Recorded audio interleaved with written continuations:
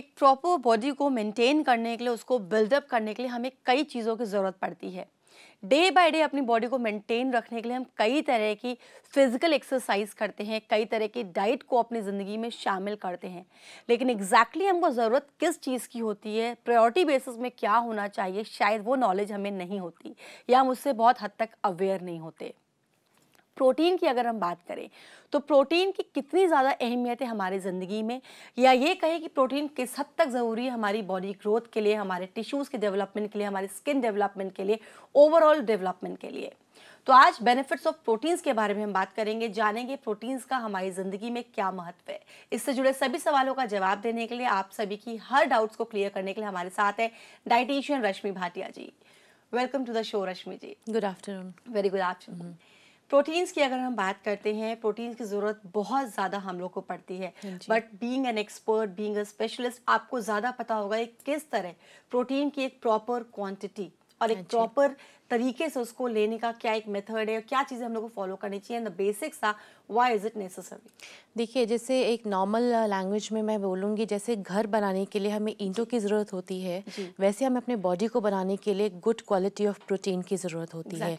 और जो प्रोटीन का हम मतलब हर एज ग्रुप में हमारी रिक्वायरमेंट्स अलग होती है, बट सिंपल फार्मूला हम इंक्लूड करते हैं कि जितना आपका वेट है तो 1 किलोग्राम पर केजी बॉडी वेट हमें प्रोटीन लेना चाहिए। तो ये एक नॉर्मल सा फार्मूला है, क्योंकि जिनका वेट ज़्यादा होता है उनको ऑब्वियसली जब हम कैलोरीज कम के लिए कहते हैं तो उसमें प्रोटीन भी कम कर देते हैं।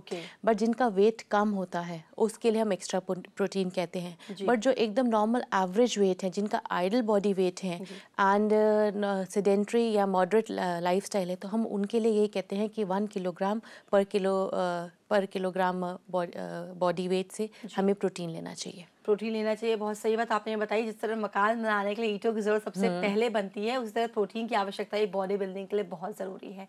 रश्मि जी, जानना चाहूँगी, अगर जैसे आपने बोला कि डिफरेंट एज ग्रुप में अगर कैटेगराइज करते हैं तो सबकी नीड्स अलग अलग होती हैं। इफ़ वी टॉक अबाउट, मान लीजिए बच्चों की, हमें टीनेज की बात करते हैं तो उनके लिए, या फिर अगर हम 40+ की बात करते हैं तो इनके लिए, बिकॉज इन दो एजेस में ज़्यादा ध्यान रखा जाता है डाइट्स का, तो प्रोटीन कितना लेना चाहिए? देखिए, जैसे मैंने बताया है कि हर एज में कैलोरीज की रिक्वायरमेंट अलग होती है। वैसे तो हम कहते हैं कि जो हमारी नॉर्मल बॉडी एज और बॉडी बिल्ड के हिसाब से कैलोरीज होती है, उसमें हमारा 20 से 25% प्रोटीन से आना चाहिए।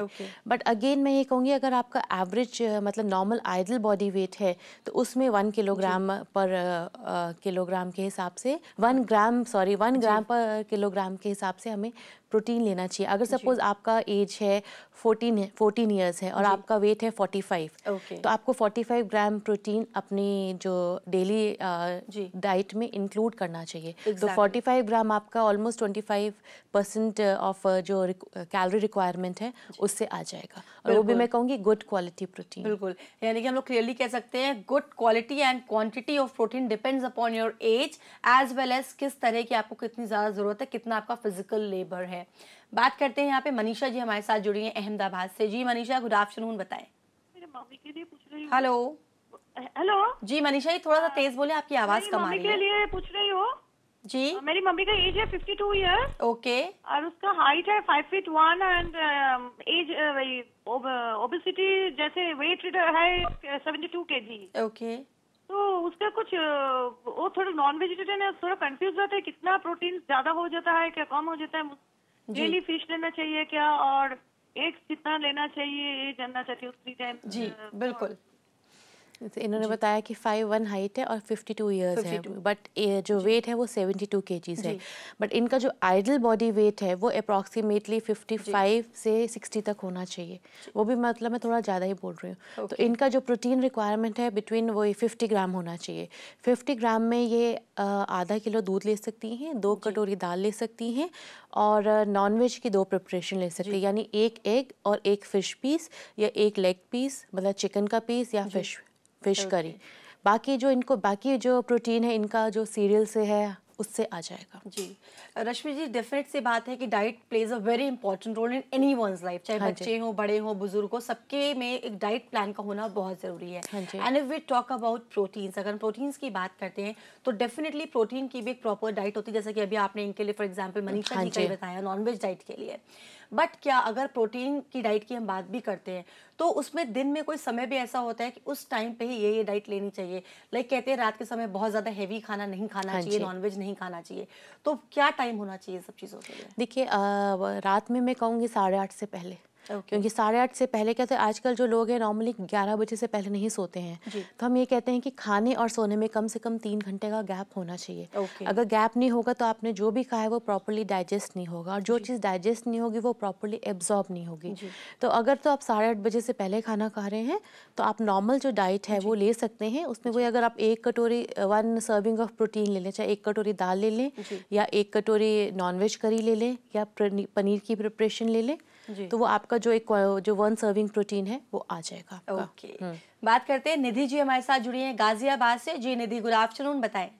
जी ma'am, good afternoon. Good afternoon ma'am, मुझे अपनी डॉटर के बारे में पूछना था। 6 मंथ की है, तो मैम सर्दियों में उसे डाइट क्या दूँ? छोटे बच्चे को मैम समझ में नहीं आता।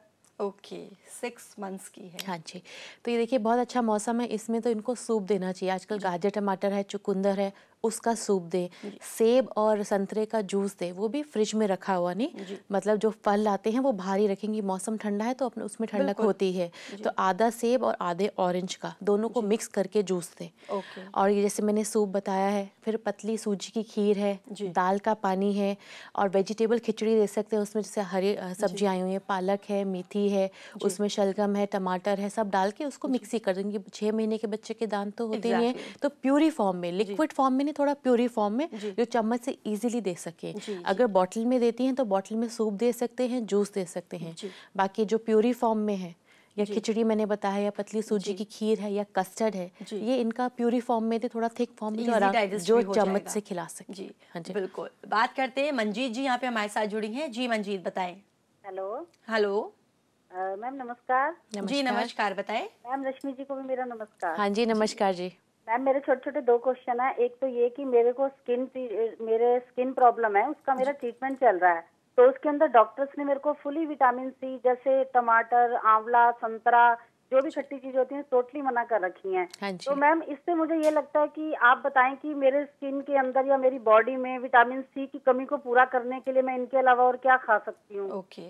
और मैम, एक क्वेश्चन और है कि मैं विटामिन ई को कैप्सूल फॉर्म में ले सकती हूँ क्या? ओके जी, विटामिन ई को एक कैप्सूल फॉर्म में ले सकते हैं, वो भी बट मॉर्निंग में एम्प्टी स्टमक, क्योंकि विटामिन ई हमेशा एम्प्टी स्टमक लेना चाहिए।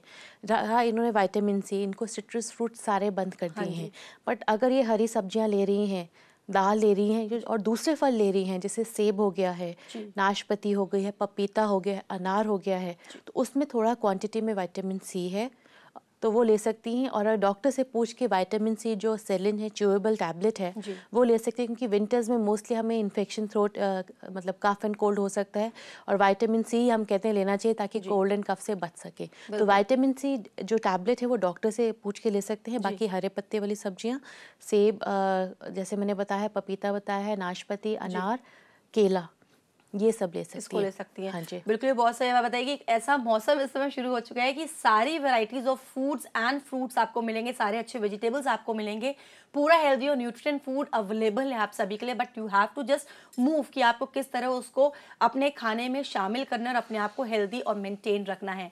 फिलहाल कॉल फॉर केयर में वक्त हुआ एक बहुत छोटे से ब्रेक का, तो आप सब बने रहिए हमारे साथ और देखते रहिए कॉल फॉर केयर।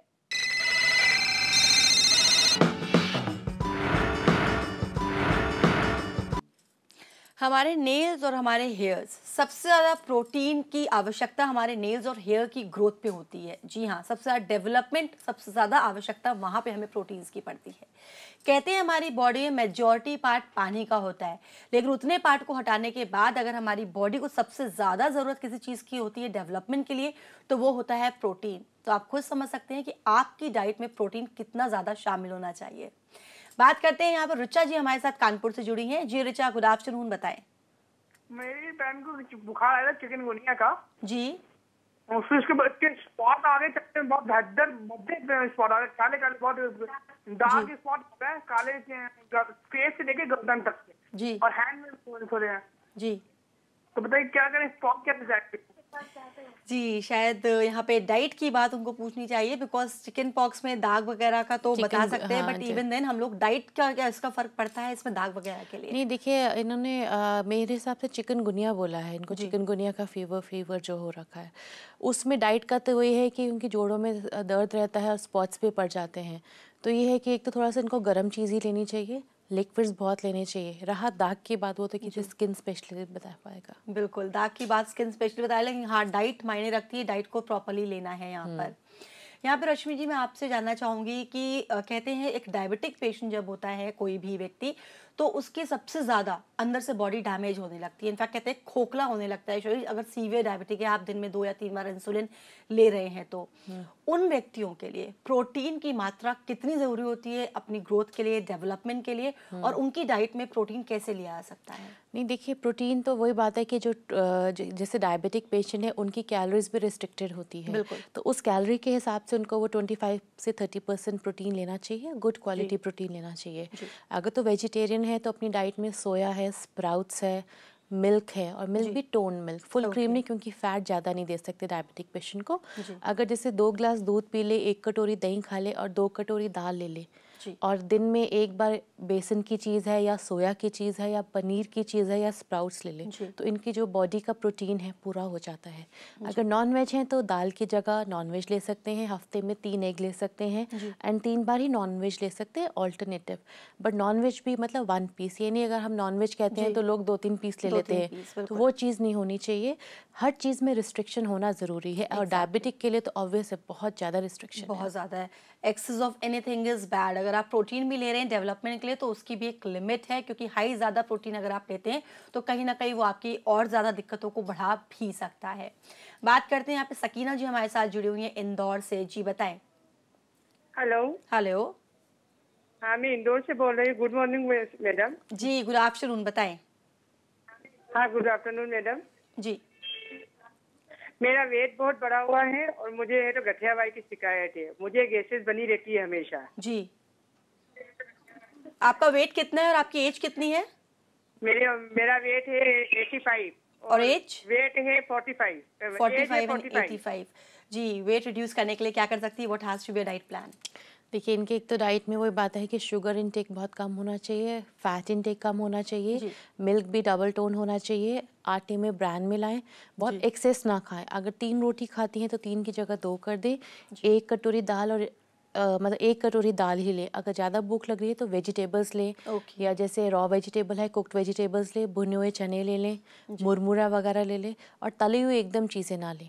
तला में जैसे पूड़ी हो गई, पराठा हो गया, समोसे हैं, कचौड़ी है, और मिठाई वगैरह ना लें, केक पेस्ट्रीज ना लें, कोल्ड ड्रिंक्स ना लें। और साथ ही में मैं कहूँगी कि हाँ, नींबू पानी ले सकती हैं, सोडा ले सकती हैं, नारियल पानी है, ये ले सकती है। अगर चावल ले रही हैं तो उसका मार निकला हुआ होना चाहिए, और वॉक ज़रूर करें, मतलब 1 घंटे की walk. A complete restricted diet has to be followed, वो बहुत ज़रूरी है यहाँ पर। शैली जी यहाँ पे हमारे साथ जुड़ी हुई है दिल्ली से। जी शैली, गुड आफ्टरनून, बताएं। संपर्क यहाँ पे शायद टूट गया है। जानना चाहूँगी कि प्रोटीन डाइट का एक हार्ट पेशेंट्स के लिए क्या इंपॉर्टेंस होती है और क्या होना चाहिए उनकी डाइट में शामिल? देखिए, जो हार्ट पेशेंट है उनके लिए हम कहते हैं वैसे भी थोड़ी सॉफ्ट डाइट होनी चाहिए। अगर सीवियर हार्ट प्रॉब्लम है, अगर अभी जैसे बीपी बढ़ा हुआ है या थोड़ा सा ही फैट स्टोरेज है, तो जो नॉर्मल प्रोटीन है हमें वो लेना चाहिए। बट वही बात है कि स्लोली, मतलब 20 मिनट्स हमें चाहिए एक मील को फिनिश करने में। आराम से खाइए और च्यू करके खाइए, बिना च्यू करके ना खाएं। और साथ में मैं ये कहूँगी जो क्वालिटी ऑफ प्रोटीन है, जो बारी बारी मैं कह रही हूँ, इट शुड बी गुड। मतलब ये नहीं कि हम पूरे दिन में दालें नहीं खा रहे, सीरियल्स ही लेते जा रहे हैं, क्योंकि देखिए सीरियल में भी कुछ अमाउंट ऑफ प्रोटीन होता है, but that is not of good quality. But अगर हम गुड क्वालिटी प्रोटीन ले रहे हैं, जैसे स्प्राउट्स है, बेसन की कोई चीज़ है, एंड पल्सेस हैं, मिल्क एंड मिल्क प्रोडक्ट्स हैं, मिल्क, अगर जैसे कई लोग दूध नहीं पीते हैं तो कहते हैं प्रोटीन कैसे लें, दही ले सकते हैं, पनीर ले सकते हैं, दूध की बनी कोई भी चीज़ ले सकते हैं। फिरनी है, जैसे कस्टर्ड है आपका, चावल की खीर है, ये सब ले सकते हैं जी। उसमें आप नहीं तो प्रोटीन जो एकदम ही जैसे दूध नहीं लेना चाह रहा है, दही नहीं लेना चाह रहा है, तो अपने आटे में सोयाबीन या काले चने डाल सकते हैं जी। और नगेट्स भी वेजिटेरियन ले सकते हैं क्योंकि nugget is a good source of protein for vegetarian. Okay, मतलब वो प्रॉपरली ले सकते हैं। और जैसा आपने बताया कि हार्ट पेशेंट्स के साथ साथ अगर बीपी की प्रॉब्लम है, हाई बीपी रहता है, तो भी ये डाइट काफ़ी अच्छी तरह से उनके असरदार रहेगी उनके लिए। प्रोटीन डाइट की अगर हम बात करते हैं तो अक्सर ऐसा होता है कि प्रोटीन डाइट को एक्चुअली में लोग समझ नहीं पाते हैं। कहने को तो होता है कि protein, vitamin and iron has to be taken, but वो डाइट को प्रॉपरली उसको एक डाइट चार्ट के रूप में फॉर्म नहीं कर पाते। ईजिली अवेलेबल प्रोटीन्स में मान लीजिए कहीं निकलना है, जाना है, तो उसके लिए ईजिली अवेलेबल प्रोटीन्स क्या हो सकते हैं? देखिए नॉर्मल जो हम दाल रोटी चावल खाते हैं वो ले सकते हैं, भुने हुए चने हैं, स्प्राउट्स है वो ले सकते हैं। बाकी कई बार क्या होता है आजकल प्रोटीन सप्लीमेंट बहुत आ रहे हैं जी, वो ले सकते हैं। और स्पेशली देखिए वेट लूज़ करने के लिए, वेट गेन के लिए काफ़ी प्रोडक्ट्स हैं, जैसे वे प्रोटीन है। हाँ, वे प्रोटीन कहते हैं जिनको जैसे हेवी प्रोटीन सूट नहीं करता क्योंकि whey protein is the lightest source, it is a good source, good quality plus the lightest source to digest. हम कई बार बच्चों को, जैसे छोटे बच्चों को दूध डाइजेस्ट नहीं हो पा रहा, मदर्स मिल्क तो हो जाता है, बट जब हम दूसरा दूध देना शुरू करते हैं तब हम कहते हैं बच्चे को वे प्रोटीन दे। जब बच्चे को बहुत ज़्यादा लूज मोशंस वगैरह भी हो जाते हैं तब भी हम उनको कहते हैं कि वे प्रोटीन ले।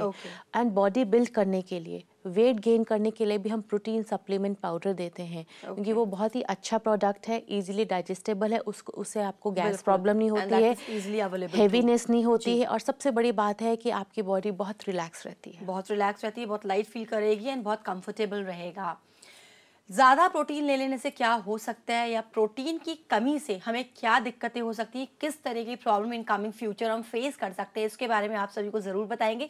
लेकिन थोड़ा सा इंतज़ार, वक्त हो गया एक बहुत छोटे से ब्रेक का, बने रहिए हमारे साथ।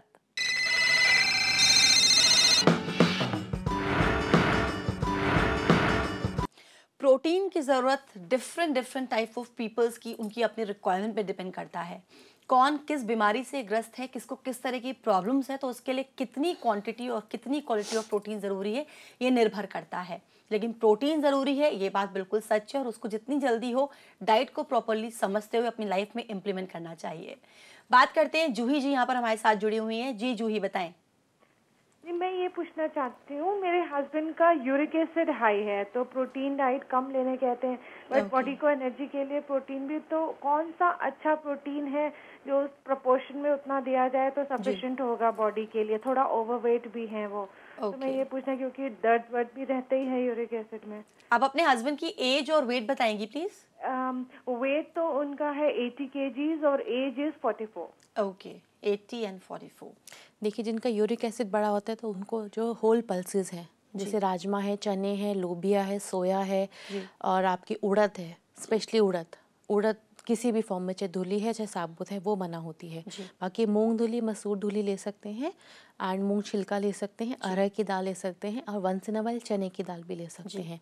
अगर नॉनवेज खाते हैं तो एग ले सकते हैं, फिश ले सकते हैं। रेड मीट और चिकन हम मना करते हैं कि वो ना लें। एंड मिल्क भी ले सकते हैं, मिल्क एंड मिल्क प्रोडक्ट्स। अगर ये सब लेंगे तो इनको जो प्रोटीन की रिक्वायरमेंट है वो पूरी हो जाएगी।